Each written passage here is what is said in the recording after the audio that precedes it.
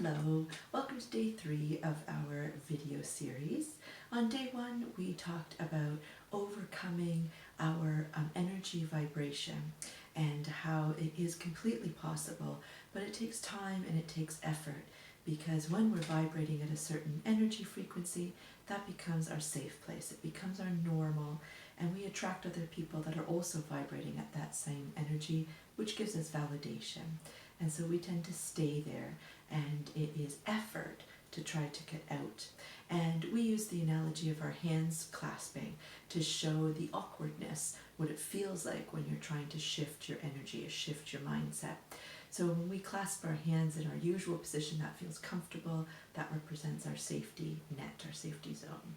And then I asked you to just shift your hands slightly and recognize that while there's absolutely nothing wrong with this, that nobody would notice any difference walking by you on the street and seeing your hands clasped, it feels almost on a biological level that this is uncomfortable, it's not natural, it is not normal. And so you fight with every fiber of your being when you start to grow and heal and develop and move into a higher energy frequency. You are at the same time fighting it physically and emotionally and spiritually, because it feels different. And then in our last video we talked about our belief systems and how when we're very young and even not so young, different experiences cause us to create different beliefs. And I gave you the example of a money belief that I had growing up, with people around me, the adults, referring to people who were wealthy as being filthy, stinking rich. And as much as that seems like, just an expression to say, it actually had a deep and profound effect on my belief about people who were wealthy, and therefore on my belief of myself when I would start to earn money. And so I needed to get rid of that. I needed to change the mantra. I needed to change the belief system into something that was actually accurate, right? Of course, not all wealthy people are going to be diabolical. They have not gotten their money in, by stepping over other people. There are many, many people that are very, very wealthy that do tremendous things to help other people, that they are excellent members of society that really give back and do everything that they can with the money that they have earned to not just take care of themselves and their families, but to take care of complete strangers and others who are in need and otherwise can't help themselves. And so by changing that belief system allows me to then feel good about myself earning money and having money. So what we're going to talk about today is along the same lines, but I want to talk about why we do the things that we do. And we started to touch on that in the last video, and I would like us to delve deeper into that. So in the last video, I challenged you with looking at your actions or reactions and trying to see what belief system was causing those. So I asked you to look at perhaps a reaction that you had to somebody or something that you maybe don't feel all that great about now, and to try to trace it back, work backwards, try to figure out where that came from.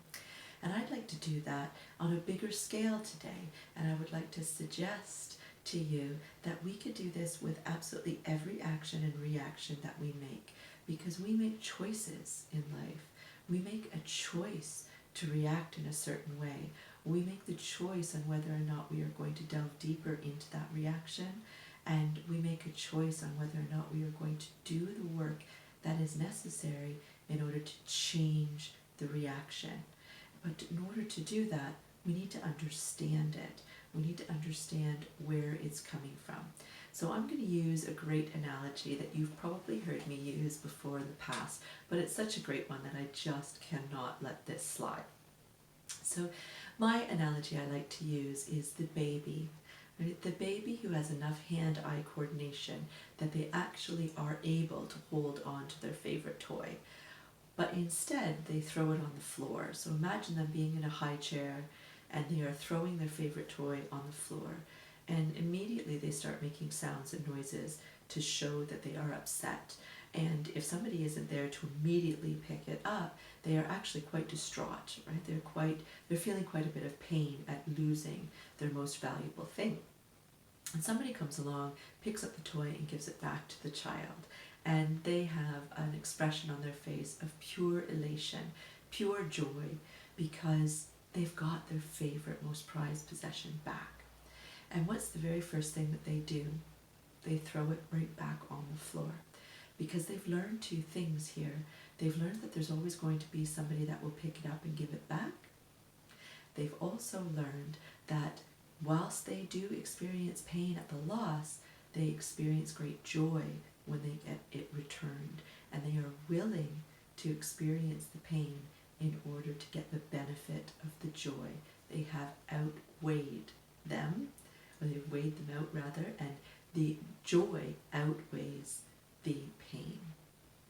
Now, that is very astute for such a young little mind, and that same amazing brain that's able to figure that out is also able to figure out that by the time they are 12, having the same reaction is not going to end up working for them. They're not going to get the same results.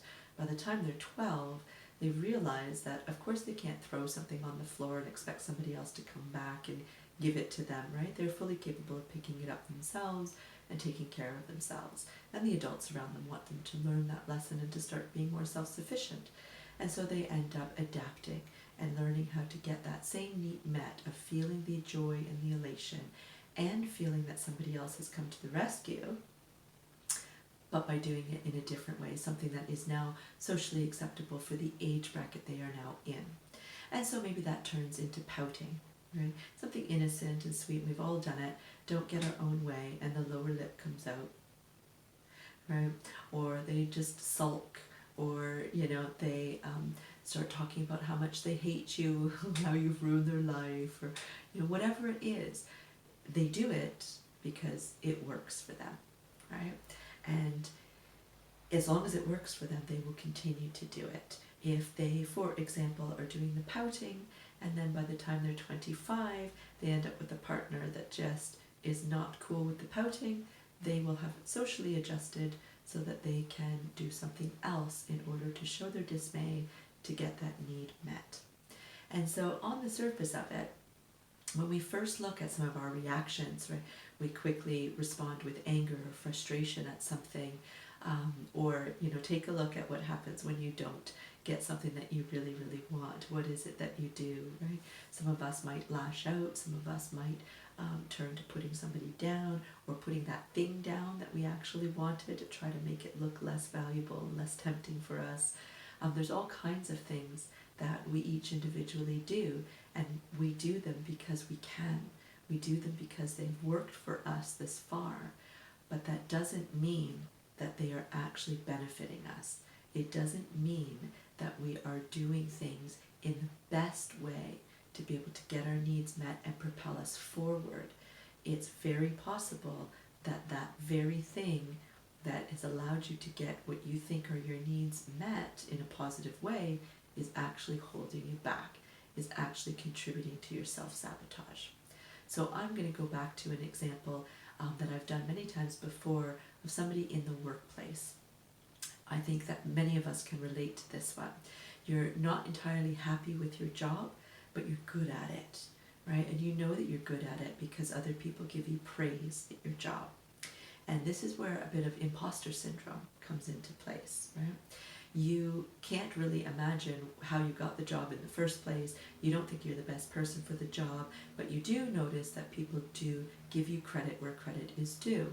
And because of that, even though you're unhappy, you are willing to stay in the job that you have so that you can receive the credit and the accolades, and you are in your safe and comfortable place. You don't have to take a chance of having to learn new things, of not being as good at your job, and being found out, right? There's the imposter syndrome coming in, being found out that you are not the best for the job. You have somehow managed to swindle your way into this particular job. So a promotion comes up that you know that you would be great at, that you would really on the inside love to have, but you don't go for it because it's easier to stay where your comfort zone is, right? Bringing back our last video and the video before that. But more importantly, you've decided to not go for that promotion, not just because it's easier, but because at the heart of it, You don't want to take the chance of having a lack of success or failure, God forbid, and not receiving those accolades. Whereas if you just stay where you are, your needs are getting met. You are getting the credit that you deserve. You know that you are good at your job. So even though you are unhappy with it, it gives you some sense of pride, right? So you're getting that need met of having pride in your work, pride in yourself, right? And you're getting that need met of being accepted by other people, and you're being accepted because you're good at what you do. And you have decided, just like that baby, that you are willing to endure the pain of being in a job that you do not love in order to get your needs met, in order to experience the joy of doing a job well done. And I know that those are hard words to hear, and for some of you, you won't resonate with that, but for others, you will resonate completely. And you will be able to say, oh my God, that is me in my career, or if that isn't you in your career, it's you in some other aspect of your life. And that is self-sabotage. And that is coming from your core belief in yourself, something that has developed from some other experience in the past, perhaps your childhood, or maybe not that long ago. And you have decided to get your needs met in the best way that suits you in this moment by allowing you to stay in your comfort zone, not pushing yourself outside it. And by doing that, you are in essence holding yourself back. I hope that you did resonate with that, and that brings us to a conclusion with our video series. If you want more information about how you can change this, then take a look at my Overcoming Self-Sabotage 6-week online course. If you're resonating with all of this, then this course is perfect for you. Let's work together to change your belief systems, change your habits, and have you start vibrating at a higher frequency where you will attract other people who are also vibrating at that high frequency that will validate your positive belief in yourself and your abilities and push you forward as you deserve. Bless.